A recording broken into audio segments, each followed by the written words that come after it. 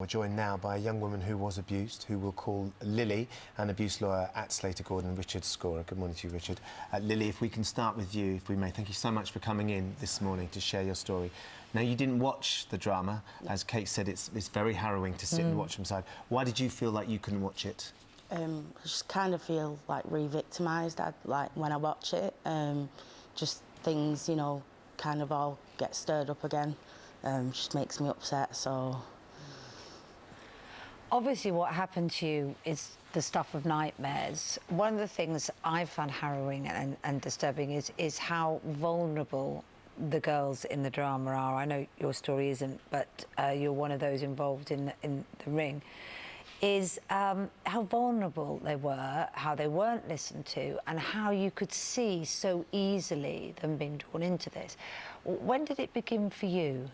Around the time, about age 11, I was kind of just walking the street because I'd been in foster care. My dad had passed away, so I kind of felt like I'd lost my dad, then I lost my mum, and I was just kind of on my own. I was with a strange person and I didn't know what was going on, and she just kind of took a dislike to me, so That's your foster parent? Yeah. So I just kind of tried to be out of the house as much as possible, and then, like, that entailed walking the streets and stuff. Hanging out? Yeah. And then just ended up getting picked up. How did they woo you and make you feel like, Lily, that this was a relationship that wasn't going to become something far more sinister and sordid? They build the trust first, like... The first kind of time I got took into a taxi, nothing happened. They just took me home and gave me some, like, fags. And that to me kind of was like, you know, they're looking after me, they're trying to keep me safe. They've took me off the street and brought me home. And that must have been one of the first times in your life you actually felt safe, like there was a grown-up who was looking after you and looking out for you. Yeah, I did. You know, that was the first time I kind of felt accepted, wanted, safe. Loved. Yeah.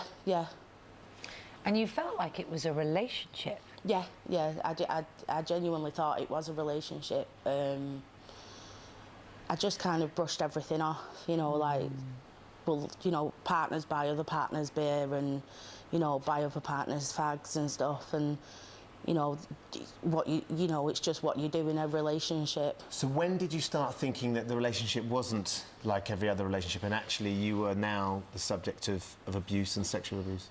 When I was 15 and I was raped, and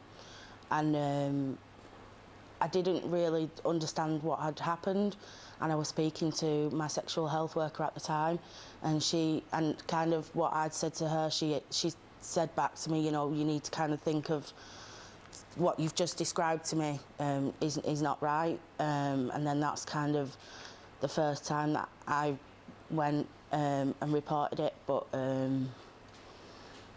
yeah. And when you did try and stand up and become clear that this was wrong, what kind of treatment, and did people listen to you? No, I just felt like I was ignored, like, because I'd been told that this thing that had happened to me was really, really horrific, but then when I'd actually tried to report it, nothing happened. So then that kind of made me go back to thinking, well, there's nothing wrong with what's going on, you know, because if there was something wrong and it was really bad, then the police would have done something. Claims that there are 100 men still potentially abusing in Rochdale. Yeah. Have you seen men that you know? Yeah. I actually bumped into one in my hometown a few weeks ago, and I just froze because I was like, you know, what do I do?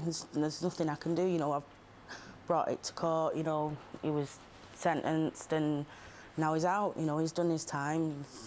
He's free. You know, so. And that's your day-to-day challenge, isn't it? That you're having to deal with that. Yeah. How are you finding life now, Lily? My life is a lot better, but I don't like going out because I'm scared of what I'm going to go out to, you know. So I try and not go out as much as kind of I can. Of course, yeah. Well, it's so brave of you to come on and talk, obviously anonymously this morning, but so brave of you, because hopefully somebody might be watching that's where you were back then and realise that there is a chance of a way out. So thank you so much for coming on and doing that.